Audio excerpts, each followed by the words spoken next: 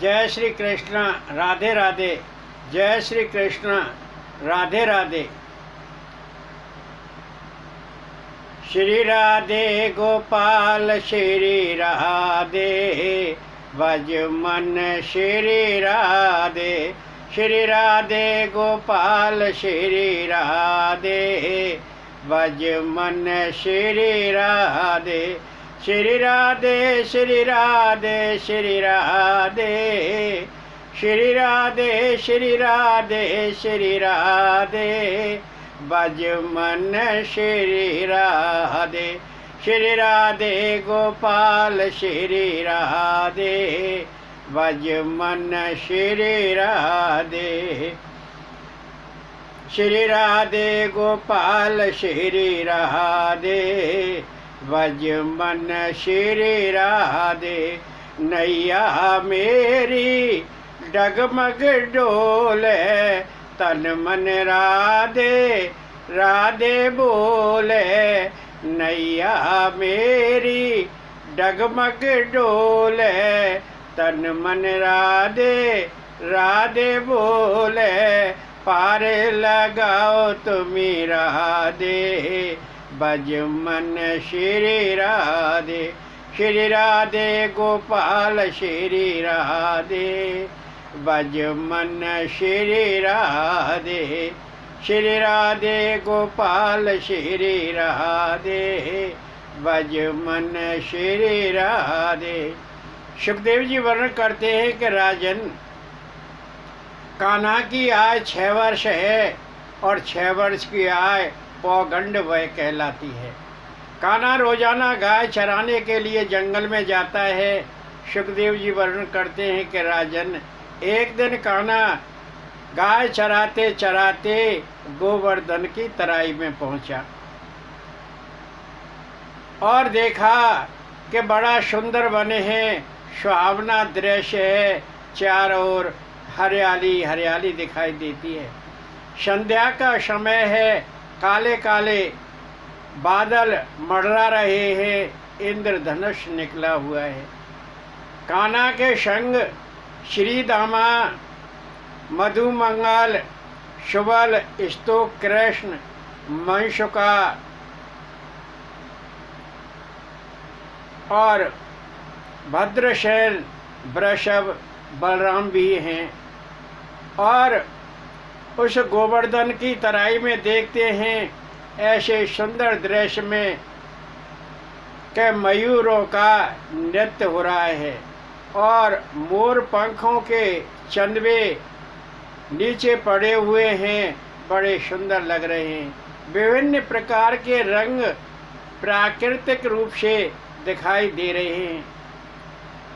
बाल रूप कृष्ण ने उन मोर पेचों को उठा लिया और चंदवे को ऊपर करके अपने सिर पर धारण किया और नृत्य करने लगा। बड़ा सुंदर नृत्य किया।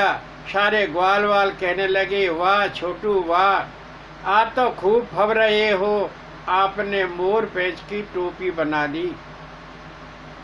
आज इतने सुंदर लग रहे हो, मैया से जाकर बताएंगे कि कान्हा ने यार मोर पैच धारण करके नृत्य किया। कृष्ण, ऐसा कर कि तू मोर पैच की मुकुट तैयार कर ले। और कृष्ण ने मोर पैच को इकट्ठा करके मुकुट जैसा धारण कर लिया। सुखदेव जी वर्णन करते हैं कि राजन, मोर पैच विघ्न बाधाओं के हरण करने वाली होती हैं। घर में अक्सर मोर पैच दीवार पर लगा देते हैं, जिससे छिपकली आदि कीट पतंगे घर में प्रवेश नहीं कर पाते और भूत प्रेतों से भी घर सुरक्षित रहता है। भगवान श्री कृष्ण ने अपने सिर पर मोर पैचों का मुकुट बनाकर और धारण कर लिया, जो सदा सदा के लिए एक पहचान बन गया। और तभी से बाल रूप कृष्ण का दूसरा नाम मोर मुकुटधारी पड़ा। आइए। वृंदावन को के मोर ओ मोर, गोकुल में शोर भयो भारी। वृंदावन को के मोर ओ मोर, गोकुल में शोर भयो भारी। उड़ उड़ मोरनी पाते में बैठी, उड़ उड़ मोरनी पाते में बैठी। और बैठिए पंख मड़ोर मड़ोर, गोकुल में शोर भयो भारी। वृंदावन को के मोर ओ मोर, गोकुल में शोर भयो भारी। छम छम नृत्य करत भारी, छम छम नृत्य करत भारी।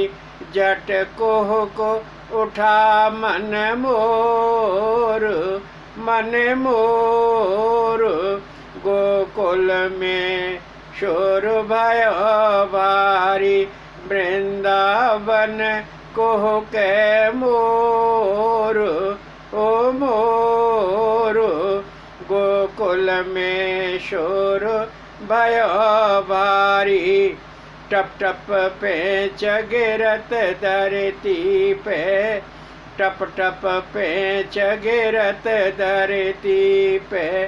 अरवीने नंद किशोर किशोर, गोकुल में शोर भयो भारी। उन पे चन को मुकुट बनायो, उन पे चन को मुकुट बनायो। जाए पेन नवल किशोर किशोर, गोकुल में शोर भयो भारी। वृंदावन को के मोर ओ मोर, गोकुल में शोर भयो भारी।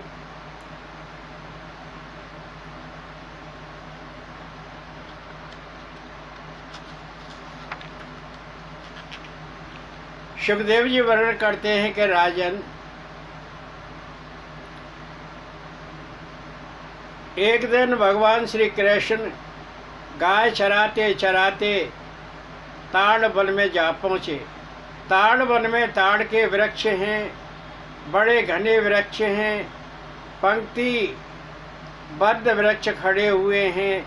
इतना घना वन है कि उसको देखकर डर लगता है।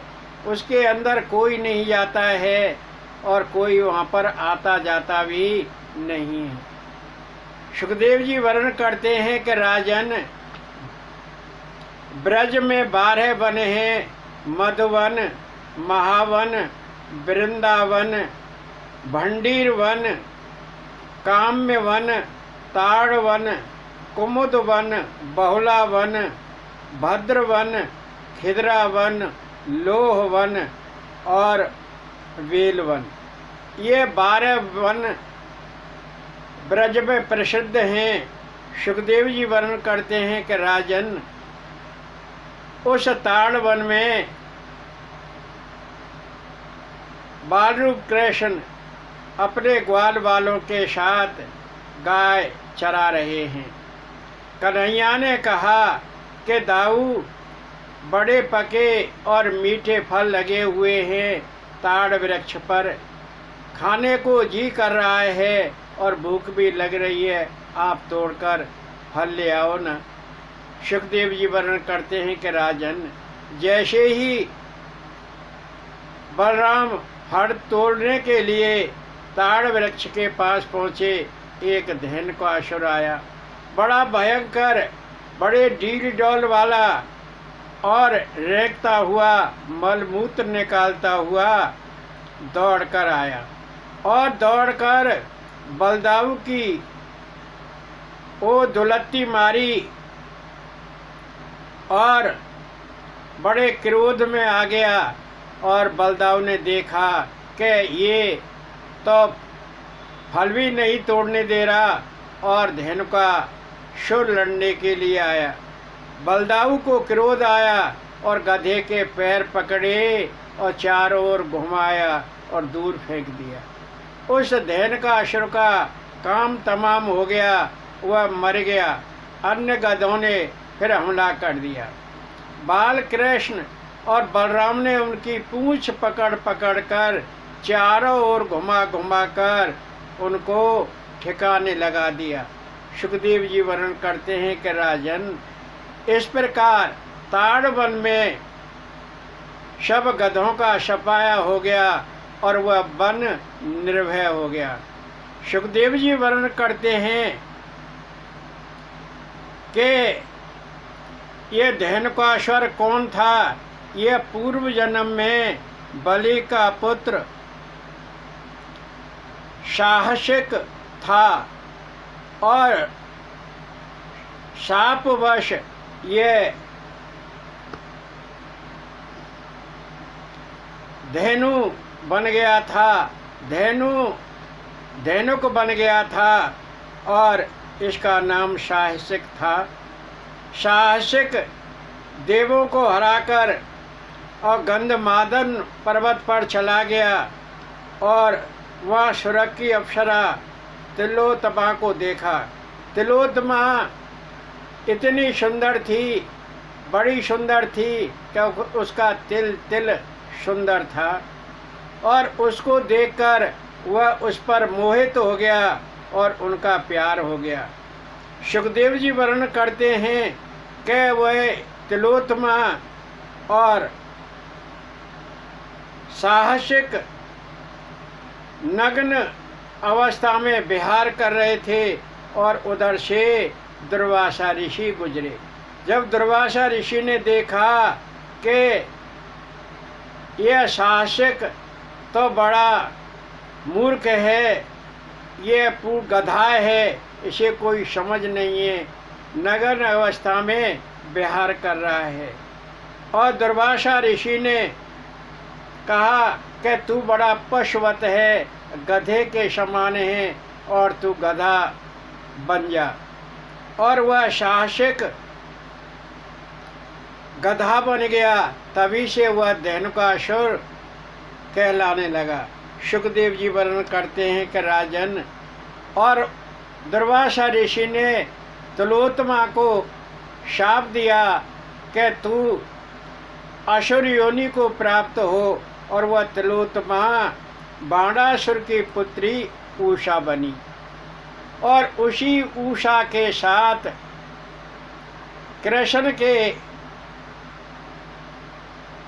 पौत्र अनिरुद्ध का विवाह हुआ। सुखदेव जी वर्णन करते हैं कि राजन, इस प्रकार वह ताड़वन भय मुक्त हो गया और लोगों का आना जाना हो गया। सुखदेव जी वर्णन करते हैं कि राजन, रमणक एक बड़ा सुंदर द्वीप है, वहाँ पर भयंकर सांप रहते हैं और सांपों की वहाँ बामी हैं। दक्ष प्रजापति की 60 कन्याएं थीं और 13 कन्याएं कश्यप ऋषि को ब्याही थीं। अदिति, दिति, दनु, काला, दनाय, सिंह का, क्रोधा, प्रादा, विश्वा, भिन्नता, कपिला, मुनि और कद्रु। भिन्नता के 2 पुत्र थे, अरुण और गरुण। अरुण सूर्य का वाहन और गरुण भगवान का वाहन बना। सुखदेव जी वर्णन करते हैं कि राजन, कद्रु ने अपने पति कश्यप से 1000 पुत्र मांगे थे जो भयंकर हों, तो कद्रु के 1000 सर्प हुए कद्रू और बिन्नता में आपस में बैर बंध गया और वो एक दूसरे की जान पर हावी होने लगी।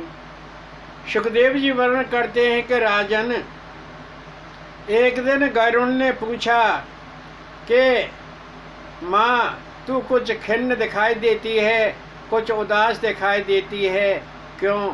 इसका कारण बता, मैं उसका उपाय करूँगा। बिन्नता ने कहा कि हाँ गरुड़, मुझे कद्रू और कद्रू के पुत्र बड़े परेशान करते रहते हैं, मेरी जान पर हावी रहते हैं और मेरे को हर समय वो परेशान करते रहते हैं, इसलिए मैं उदास रहती हूँ। वैसे कद्रू मेरी बहन है। सुखदेव जी वर्णन करते हैं कि राजन, फिर तो गरुड़ ने सर्पों को खाना आरंभ कर दिया। एकत्र होकर बचे कुचे सर्प ब्रह्मा जी के पास पहुँचे और ब्रह्मा जी को सारा वृत्तांत कह सुनाया। ब्रह्मा जी ने कहा कि सर्पों, तुम महीना की हर अमावस्या को एक सर्प गरुड़ को दे दिया करो बारी बारी से, और तुम बच भी जाओगे और सब कुछ ठीक हो जाएगा। सुखदेव जी वर्णन करते हैं कि राजन, ब्रह्मा की बात सुनकर सर्प बड़े प्रसन्न हुए और महीना में अमावस्या आती एक सर्प बारी बारी से गरुड़ को दे देते। एक दिन अमावस्या को कालिया नाग का नंबर आ गया और कालिया नाग जो कद्रू का पुत्र है अकड़ गया कि मैं तो नहीं जाता। गरुड़ को पता लगा कि वह तो बड़ा घमंडी है और वो नहीं आया, तो गरुड़ और कालिया नाग का भयंकर युद्ध हुआ। कालिया नाग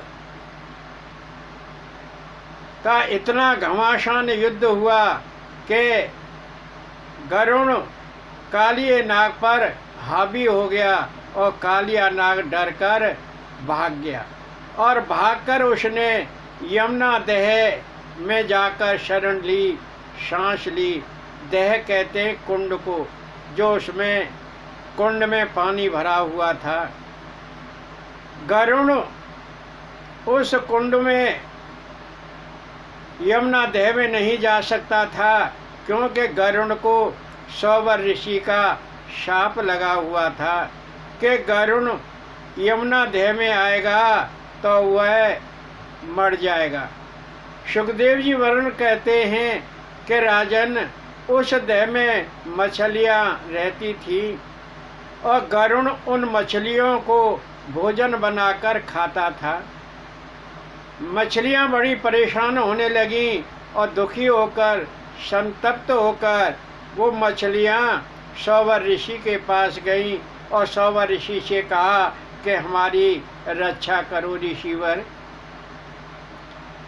सौवर ऋषि ने गरुड़ को शाप दे दिया कि गरुड़ इस यमुना दह पर आएगा तो वह यहाँ मर जाएगा, इसलिए यमुना दह गरुड़ से सुरक्षित था, वहाँ गरुड़ नहीं जाता था।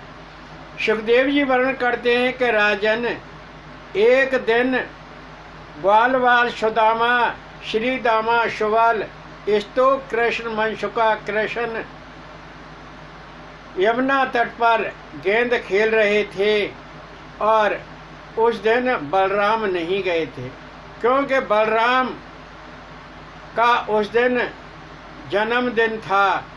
सुखदेव जी वर्णन करते हैं कि राजन, ग्वालवाल और कृष्ण यमुना के तट पर गेंद खेल रहे थे।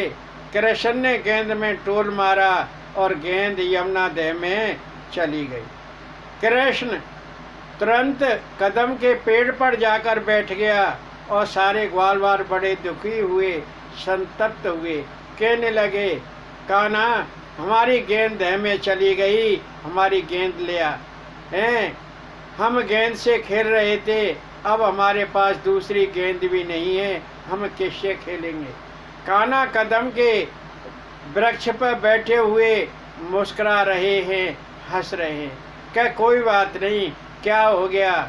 गेंद में टोल मारा और वो यमुना में चली गई। सुखदेव जी वर्णन करते हैं कि राजन ग्वाल वाल रोने लगे और रोना सुनकर, दुखी देखकर कृष्ण ने कदम के वृक्ष छलांग लगाई और यमुना दह में कूद पड़ा।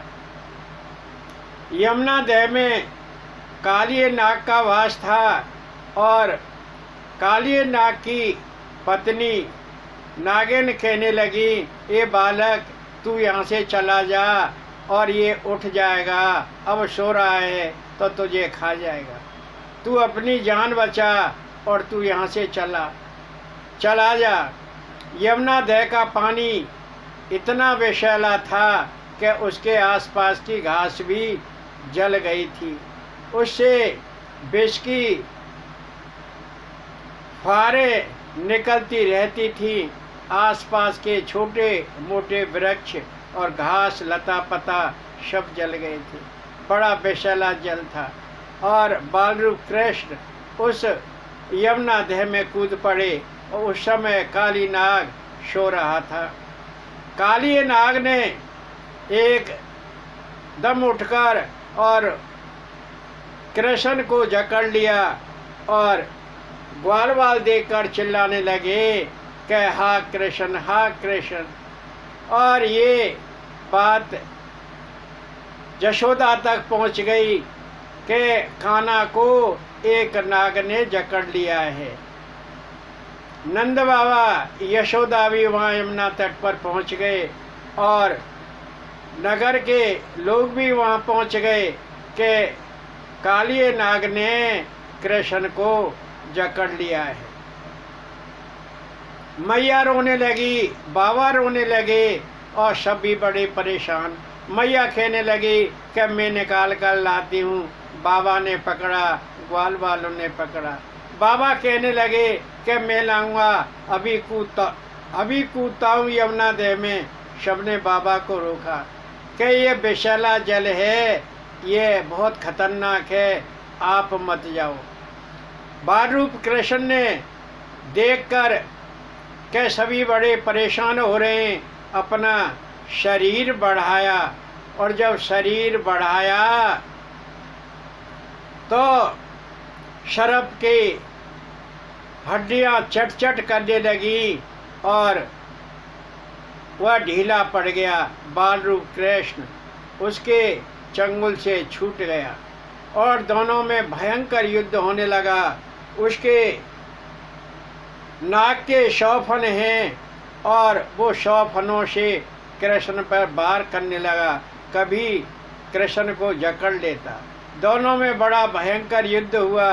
कान्हा ने उछलकर उसके फन पर अपने पैर रख दिए। उसके 100 फनों पर कान्हा नृत्य कर रहे हैं और कालिए नाग के फनों से रक्त बह रहा है। रक्त देखकर नाग की पत्नियां बड़ी परेशान हुई, कहने लगी कि अब ये मर जाएगा। भगवान से विनय करने लगी कि प्रभु आप इसे छोड़ दो, ये हमारा सहारा है, हम इसके साथ रहती हैं, हमारा फिर कौन रहेगा। सुखदेव जी वर्णन करते हैं कि राजन भगवान तो बड़े दयालु हैं, बड़े कृपालु हैं, अनुग्रहशील हैं और उन्हें दया आई और उस नाग को मुक्त कर दिया। नाग ने बालरूप कृष्ण के पैर पकड़ लिए और हाथ जोड़कर बालरूप कृष्ण के सामने खड़ा हो गया। सुखदेव जी वर्णन करते हैं कि राजन कृष्ण ने कहा कि तू अब जहाँ से आया था वहाँ चला जा, कि मैं वहाँ नहीं जाऊँगा, मैं रणमक द्वीप से आया हूँ, वहाँ पर गरुण आ जाता है और वो सर्पों को खाता है। बालरूप कृष्ण ने कहा कि अब तू मुक्त हो गया, तुझे गरुण नहीं खाएगा, क्योंकि तेरे सिर पर मेरी चरण रज लग गई है। मेरे हाथ का स्पर्श तेरे शरीर से हो गया है, अब तू मुक्त हो गया। तो काली नाग अपनी पत्नी और बच्चों को लेकर अपने रणमक द्वीप पर चला गया और वहाँ जाकर रहने लगा। सुखदेव जी वर्णन करते हैं कि काली नाग को मारा क्यों नहीं। सुखदेव जी कहते हैं कि राजन, काली नाग मन का प्रतीक है और मन को कभी मारा नहीं जाता है, उसको सुधारा जाता है।